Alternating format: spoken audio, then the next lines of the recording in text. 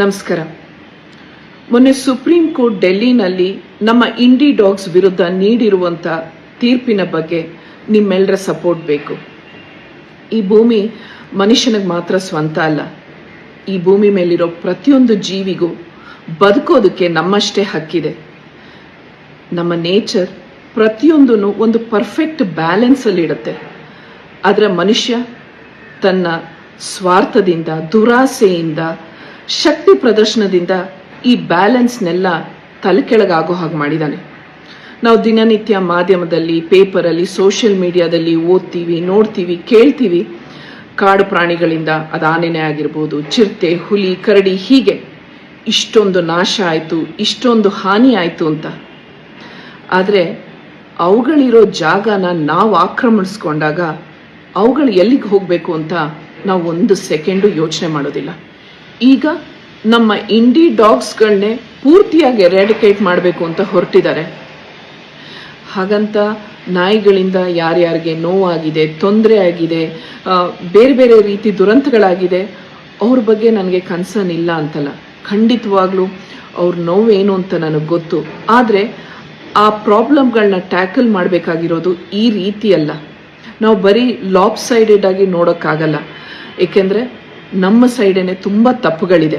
ನಿಮ್ಗೊಂದು ಚಿಕ್ಕ ಎಕ್ಸಾಂಪಲ್ ಕೊಡ್ತೀನಿ. ನಿಮ್ಗೆಲ್ರಿಗೂ ನೆನಪಿರ್ಬೋದು, ಈಗ ಒಂದು 3-4 ವರ್ಷದ ಹಿಂದೆ ಹೀಗೆ ಯಾರೋ ಕೆಟ್ಟ ಬುದ್ಧಿ ಇದ್ದವರು ನನ್ನ ಗಂಗಮ್ಮನ್ನ ಬೇರೆ ಕಡೆಗೆ ರಿಲೊಕೇಟ್ ಮಾಡಿಬಿಟ್ರು ಅವರ ಸ್ವಾರ್ಥಕ್ಕೋಸ್ಕರ. ಆದರೆ ನಾನು ಈ ರೀತಿ ಸೋಷಿಯಲ್ ಮೀಡಿಯಾದಲ್ಲಿ ರಿಕ್ವೆಸ್ಟ್ ಮಾಡ್ಕೊಂಡಾಗ ನೀವೆಲ್ಲರೂ ನನಗೆ ಸ್ಪಂದಿಸಿ ನನ್ನ ಗಂಗಮ್ಮನ ಹುಡ್ಕೊಟ್ರಿ. And she is back with us now. ಒಂದು ಚಿಕ್ಕ ಎಕ್ಸಾಂಪಲ್, ನಮ್ಮ ಗಂಗಮ್ಮ ನಮ್ಮ ಇಡೀ ಬೀದಿನ ಸಿಂಗಲ್ ಹ್ಯಾಂಡೆಡ್ ಆಗಿ ಅವಳೊಬ್ಳೆ ಕಾಯ್ತಾಳೆ. ಯಾವ ಸೆಕ್ಯೂರಿಟಿ ಬೇಡ, ಯಾವ ಬೇರೆ ಥರ CCTV ಅಂಥದ್ದೆಲ್ಲ ಏನೂ ಬೇಕಾಗೇ ಇಲ್ಲ. ಆ್ಯಂಡ್ ಅಷ್ಟೇ ಅಲ್ಲ, ಎಷ್ಟೋ ಜನ ಹೆಣ್ಮಕ್ಳನ್ನ ಅವಳು ಲಿಟ್ರಲಿ ಎವ್ರಿ ಡೇ ಬೆಳಗ್ಗೆ ಮತ್ತು ರಾತ್ರಿ ಅವ್ರ ಮನೆಯಿಂದ ಬಸ್ ಸ್ಟಾಪ್ವರೆಗೂ ಅಥವಾ ಅವ್ರು ಎಲ್ಲಿ ಹೋಗ್ತಾರೋ ಅಲ್ಲಿಗೆ ಎಸ್ಕಾಟ್ ಮಾಡ್ತಾಳೆ. ರಾತ್ರಿ ಅವ್ರು ಬರುವಾಗ ಅವ್ರ ಜೊತೆ ವಾಪಸ್ ಬರ್ತಾಳೆ. ಅವ್ರನ್ನ ಸೇಫಾಗಿ ಮನೆವರೆಗೂ ಬಿಡ್ತಾಳೆ. ಆಲ್ಮೋಸ್ಟ್ ಒಂದು 50 ಜನದವರೆಗೂ she is a personal bodyguard ಅಂತ ಹೇಳ್ಬೋದು. ನಮ್ಮ ದೇಶದಲ್ಲಿ ಸಿಸ್ಟಮೇ ಸರಿ ಇಲ್ಲ, ಬರೀ ಬ್ಯೂರೋಕ್ರಸಿ. ನಾವು ನಮ್ಮ ಟ್ಯಾಕ್ಸ್ ಪೇಯರ್ಸ್ ದುಡ್ಡು ಸ್ವಲ್ಪ ಮಟ್ಟಿಗೆ ಇದಕ್ಕೂ ಹೋಗುತ್ತೆ. ಆದರೆ ಇಲ್ಲಿ ಸ್ಟರ್ಲೈಸೇಷನ್ ಪ್ರೋಗ್ರಾಮ್ ಸರಿಗಿಲ್ಲ, ವ್ಯಾಕ್ಸಿನೇಷನ್ಗಳಾಗಲ್ಲ, ಶೆಲ್ಟರ್ಸ್ಗಳಂತೂ ಇಲ್ವೇ ಇಲ್ಲ.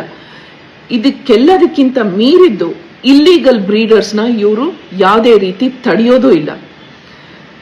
ಇಷ್ಟೊಂದು ತಪ್ಪುಗಳು ತಮ್ಮ ಕಡೆ ಇಟ್ಕೊಂಡು ಈಗ ಈ ಥರ ಒಂದು ರೂಲ್ಸ್ನ ಮಾಡಿದ್ದಾರೆ.